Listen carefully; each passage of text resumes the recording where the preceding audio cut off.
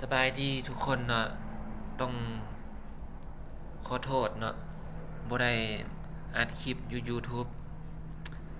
ภาคหลังมานี่บ่ได้อัดคลิปดนเพราะว่าหยังเนาะเพราะว่าเน็ตลักเก่านี่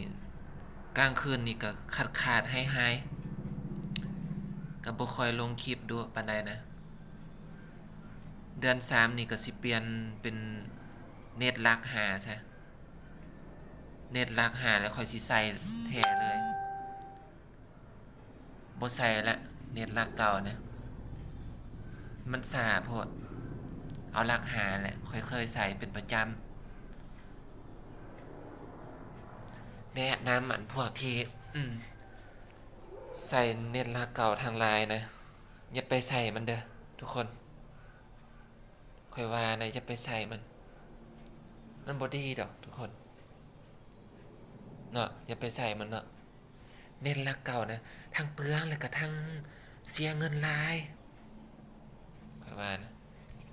คันบ่เชื่อความข่อยนี่ลองไปอธิบายพิสูจน์ตัวเองเบิ่งอันนี้ก็บอกบ่ให้ฮู้ข่อยเคยใส่มาแล้วลักเก่านี่นะเพื่ออยากให้ฮู้เนาะมันดีบ่หรือบ่ดีให้ทุกคนใส่เบิ่งเนาะใส่ลักหาเบิ่งเท่านี้แหละบ่ตัดคลิปหลายปานใด